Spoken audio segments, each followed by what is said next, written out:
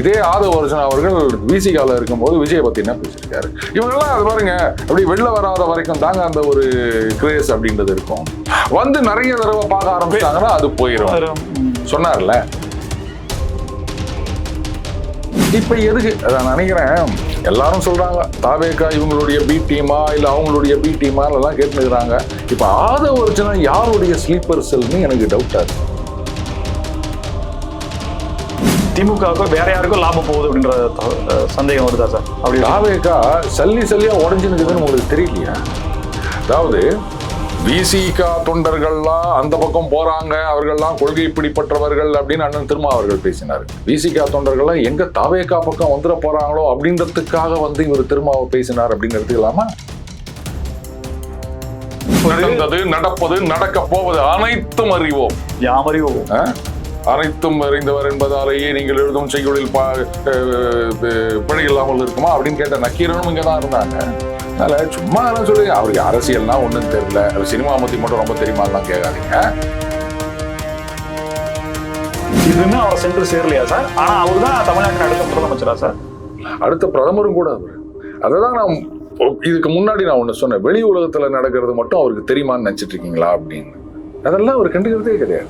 இதுல வந்து இப்போ அந்த அதிமுக ரஜினி ரசிகர்கள் யாரும் தாவேக்காக ஓட்டு போட போறது கிடையாது. அது கிளியர் தெரிஞ்சிருச்சா? அப்ப யாருக்கு போடணும் அப்படின்ற கேள்வி வரும்போது அரசியல்வாதிகள் ஆதரவு கொடுத்ததை விட நண்பர் அப்படின்னும் போது நட்பு என்ன தெரியுமா அவனுக்கு? சூர்யா தளபதி. படம் பேரு தளபதி சார்.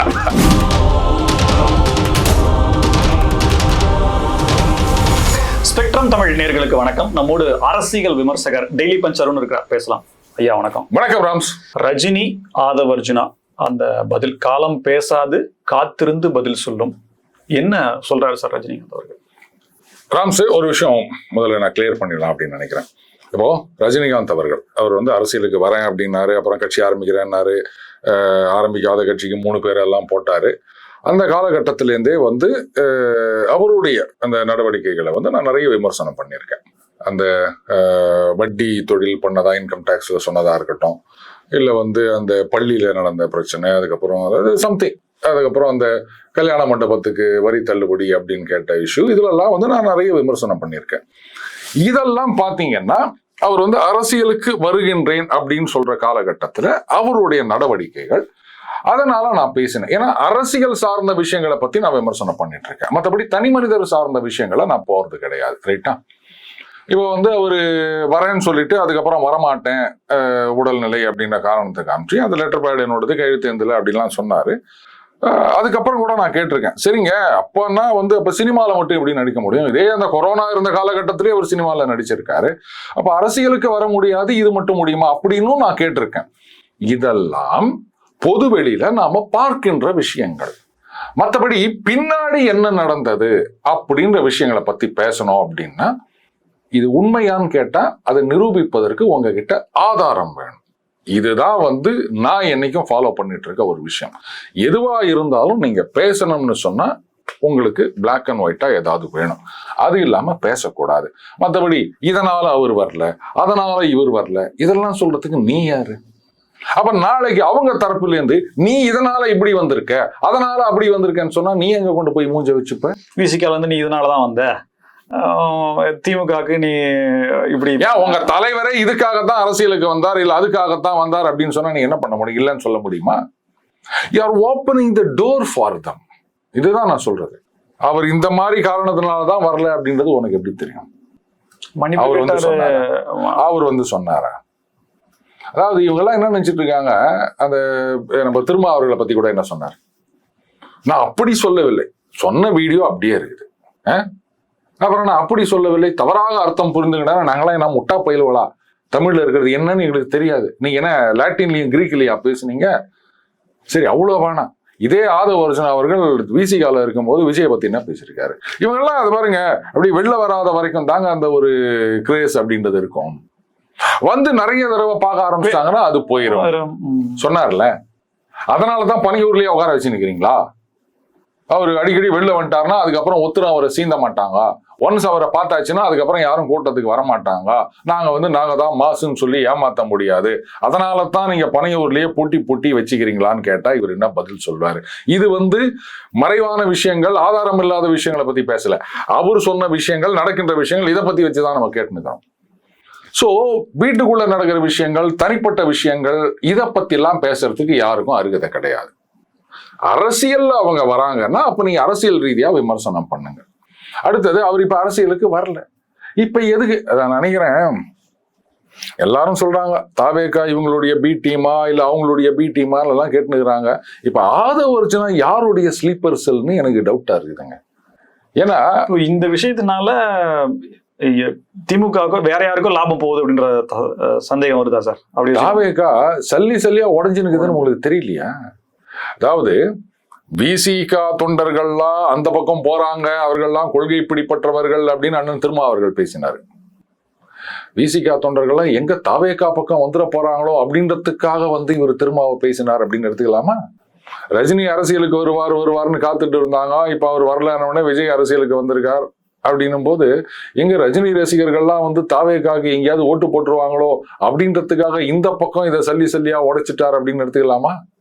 அப்ப போற பக்கம்லாம் தாவேகாவுடைய சப்போர்ட் பேஸ் அப்படின்றத உடைச்சிக்கினே இருக்கிற ஒருத்தரை ஸ்லீப்பர் செல்லான்னு நான் கேட்டா நான் லாஜிக்கலா கேள்வி கேட்கிறேன். நான் அப்படி நடந்தது இப்படி நடந்ததுன்னு ரூமர் கப்ஸா விட்டுட்டு இல்லை. இது இப்படி இருக்கு, அப்ப இதுக்கு காரணமா இருக்குமா அப்படின்னு நான் கேட்கிறேன். அப்ப யாரோட ஸ்லீப்பர் செல்னு கேட்டா என்ன பதில் சொல்லுவீங்க? தாவேகாவை ஒண்ணு இல்லாம ஆக்குவதற்காகத்தான் இவர் வந்திருக்கின்றார். ஏன்னா இவருக்கு ஆக்கவும் தெரியும், அழிக்கவும் தெரியும். திமுகவுக்கு வேலை பார்த்தவர்ல இவரு. அங்க ஆக்கி விட்டு இங்க அழிக்கிறதுக்காக வந்திருக்காரோ? யாருடைய கட்டளையின் பேரில்? இந்த விஷயத்தை விஜய் இது வரைக்கும் எந்த ஸ்டாண்டே எடுக்கலையா சார்? எந்த விஷயத்துல அவர் ஸ்டாண்ட் எடுத்துக்கிறாரு? இந்த விஷயத்துல எடுக்கணுமே சார். எந்த விஷயத்திலயுமே அவர் எடுக்க மாட்டாரு. நீங்களே சொல்றீங்க தாவேகா சில்லா உடையுது தெரியலையான்னு சொல்றீங்களா? அவருக்கு தெரியணுமே. அவருக்கு என்ன தெரியும் நினைச்சுக்கிறீங்க நீங்க? இன்னும் ரொம்ப தெரியுற மாதிரி நீங்க பேசிட்டு இருக்கீங்க. இதெல்லாம் தெரியும், அவருக்கு எல்லாமே தெரியும்னு சொல்லி சொன்னாரே சார். நடக்காதது, நடக்க இருப்பது, நடப்பது, நடக்க போவது அனைத்தும் அறிவோம், யாம் அறிவோம். அனைத்தும் அறிந்தவர் என்பதாலேயே நீங்கள் எழுதும் செய்யுளில் பிழை இல்லாமல் இருக்குமா அப்படின்னு கேட்ட நக்கீரனும் இங்கதான் இருந்தாங்க. அதனால சும்மா அதெல்லாம் சொல்லி அவருக்கு அரசியல்னா ஒண்ணும் தெரியல, சினிமா பத்தி மட்டும் ரொம்ப தெரியுமா எல்லாம் கேட்காதீங்க. அதனால ஏதோ நடந்து நிக்குது, அவ்வளவுதான். இது சரி.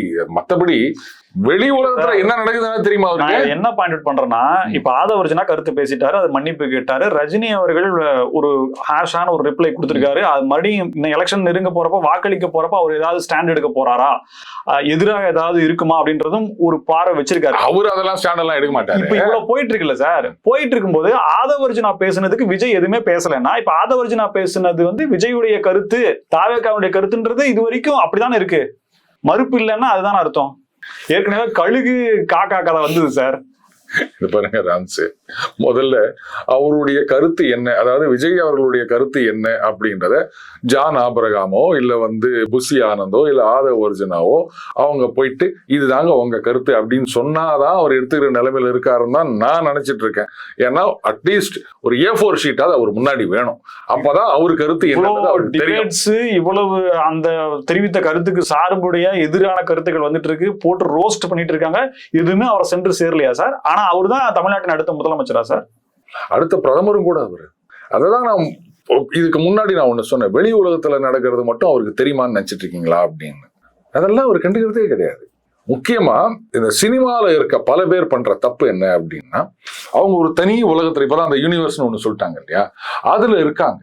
ரசிகர்களுடைய மனநிலை என்ன, ட்ரெண்ட் எப்படி போய் நிக்குது அப்படின்ற பத்திலாம் அவன் கவலைப்படுறது கிடையாது. நான் ஒரு சக்சஸ்ஃபுல் ஹீரோ ஆயிட்டேன், அதனால நான் நடிச்சா அது 100 நாள், நான் நடிக்கிறது தான் நடிப்பு, அதை நீ பார்க்கணும், அது உன் தலையெழுத்து அப்படின்னு செலவா காதலிக்க நேரம் இல்லை. அந்த மாதிரி ஆயிட்டாங்க சினிமாலேயே. அப்படின்னும் போது அது பணம் போட்டு அரசியல் அப்படின்னா வேற ஒண்ணும் இல்லை. அப்படி அரசியல்ல மட்டும் இவங்க என்ன மக்கள் என்ன நினைக்கிறாங்க, சோசியல் மீடியால என்ன பேசுறாங்க, இதெல்லாம் அவங்க பார்த்துட்டு இருக்க போறாங்களா? கூட இருக்க சில பேர் உட்காந்தீங்கன்னு, இவரை மட்டும் இல்லை, இன்னும் பெரிய பெரிய பதவியில இருக்காங்களாமோ அப்படிதான் இருக்காங்க நிறைய பேர். அதனால என்ன நடக்குதுன்றதா அவங்களுக்கு தெரியாது. சுத்தி இருக்கிற ஒரு 4 பேர் உட்காந்தீங்கன்னு அவங்க சொல்றதுதான் ஒர்ஸ்ட் ஆச்சே சார் அதுதான். ஸ்டாண்ட்ல இருந்து. அதுதான் இன்னைக்கு நடக்குது. அது எலெக்ஷன் போது தெரியும் என்னன்னு. சார் இப்போ ஒரு கண்டன அறிக்கை கொடுக்குறாரு ரஜினி அவர்களுடைய அறிக்கையை கண்டன அறிக்கையை தான் எடுத்துக்கணும். அதுல ஃபர்ஸ்ட் பேரா தேங்க் பண்ற ஆளு எடப்பாடி கே பழனிசாமின்னு குறிப்பிடுறாரு. கடைசியில திமுக அமைச்சர் இருக்கார், ரகுபதியும் இருக்கார்.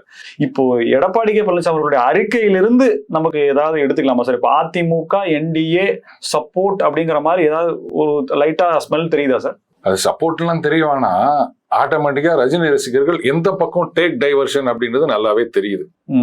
அதுல எந்த பக்கம் அவர் அம்புக்கூறி காண்பிக்கிறார். நண்பர் அண்ணாமலைன்னு போட்டிருந்தார் பாத்தீங்களா? அவர் அரசியல்வாதி இல்லையா? அதுக்கு மேல நண்பர் ஆயிட்டாரா?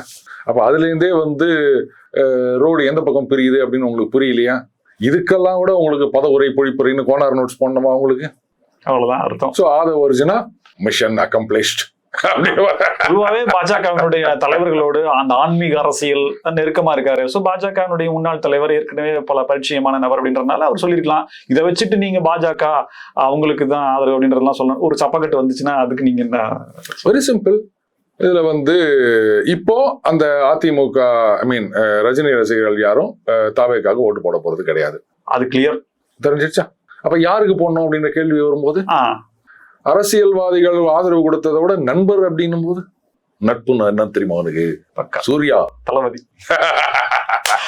படம் பேரு தளபதி சார். அவ்வளவுதான். போதுமா? மிக்க நன்றி சார், பல்வேறு தகவல்கள். நன்றி ராம்ஸ். எங்களை மீண்டும் சந்திப்போம். மனிதர்கள் ஸ்பெக்ட்ரம் தமிழோட நன்றி நேயர்களே.